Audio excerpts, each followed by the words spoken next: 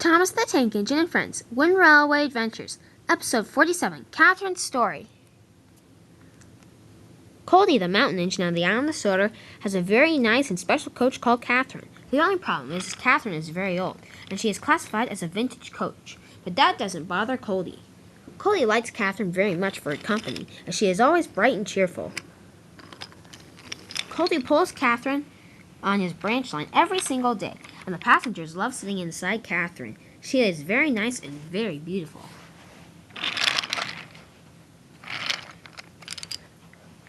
One day, Catherine was sitting in the shed when Coldy puffed up. "Hi, Catherine," said Coldy. "How are you doing?" "Good," said Catherine. "And yourself?" "I'm doing okay," he said. Just a lot of work." Do you mind," said Coldy, "if I stay here for a little bit and rest?"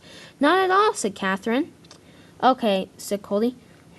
I'm in the mood for a story." "Ooh," said Catherine. "I have a story." "That's great," said Coldy. "Could you tell me one?" "Yes, indeed," said Catherine.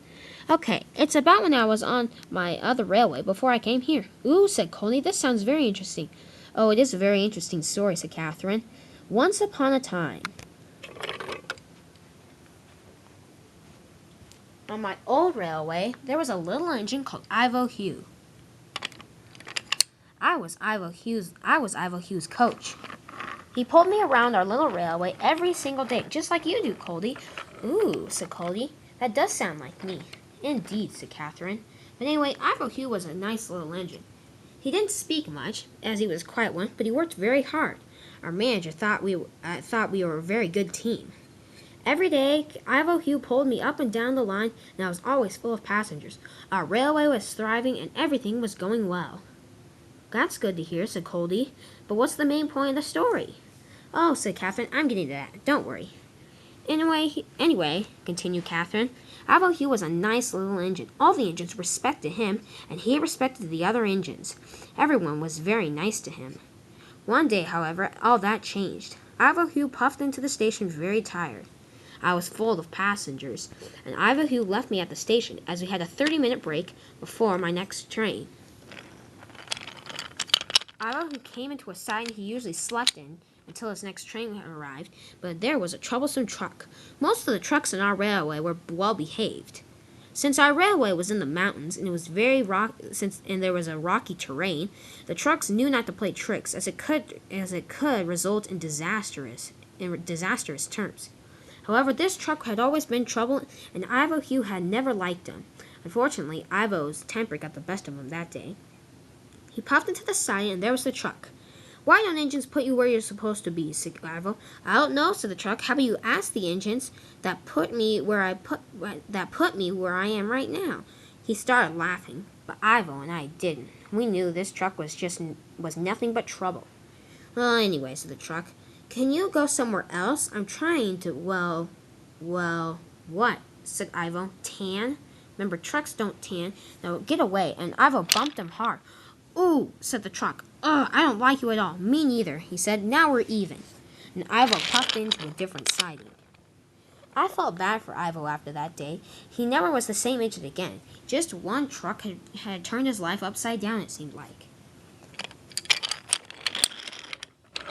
One cloudy and foggy day, Ivo and I puffed into the station once again.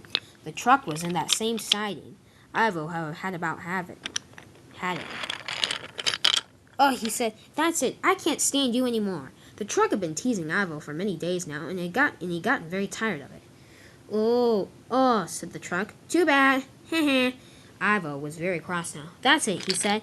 He spun around on the turntable and went back and coupled to the truck. He told our manager, who was at the station at the time, what his plan was. "Okay," said the manager, "but be back before dark." "Oh, I will, sir," said Ivo, and he puffed away. "What happened after that?" asked Coldy. "Well, to start off," said Catherine, "Ivo never returned." "What? What do you mean?" asked Coldy. "Well, unfortunately, I don't really know, but Ivo never returned that night, and we never saw the truck again." "Oh, that's a shame," said Coldy. "It is," said Catherine. "Ivo was my best friend, and I was shocked to hear that he was missing." "Well, anyway, Ivo kind of got lucky." "What do you mean?" asked Coldy. "Well, 2 days after he went missing, there was a terrible accident at one of our mines, and many people were killed. Unfortunately, the railway went so far in debt just in 24 hours that, well, our railway had to be closed down. Managers from other railways came and bought the engines, coaches, and trucks. I was one of the last to be bought, and I went on to this other railway. I didn't like it that much, but there was diesels, and they teased me because they had heard the story about Ivo. They said that he had been found, scrapped, and turned into a diesel. But I knew that was never true. Anyway, said Catherine. After that, I came to the Soda Railway, and I like it there very much. Wow, said Coldy. That's a very nice story, Catherine. Oh, thanks, said Catherine.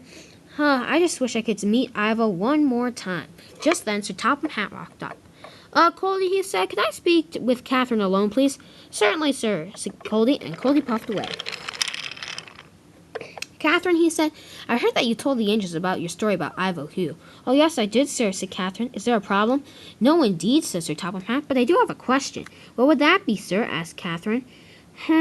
Well, do you remember which railway you were on? I frankly don't, said Catherine. I'm sorry, sir. Well, that's all right, he said. You don't need to. Why? Asked Catherine. Because, said Sir Topham Hatt, I'm having Ivo Hugh come to this railway. You are, said Coldy. How are you going to do that?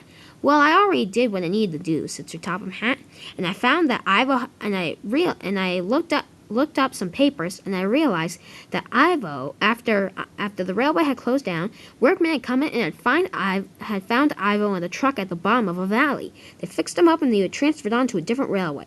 I went to my office this afternoon and began thinking about your story, and I called a good friend of mine who knows everything about engines. He found the railway that Ivo was on, and I bought him, and now he's coming to our railway. Oh, thank you, sir, said Catherine. You're very welcome, said Sir Topham Hatt. He will be arriving here shortly. But who do you want? Do you still want to be Coldy's coach, or do you want to be Ivo's coach? Catherine didn't need to think twice about it. I want to be Coldy's coach, she said. You do? Said Sir Topham Hatt, sounding surprised. Yes, said Catherine. Coldy really likes me, she said.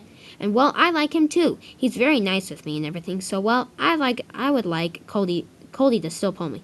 Well, that's settled, said Sir Topham Hatt. Goodbye, Catherine, he said, and he walked away. Catherine was very excited, and soon she fell asleep in all her happiness and surprise.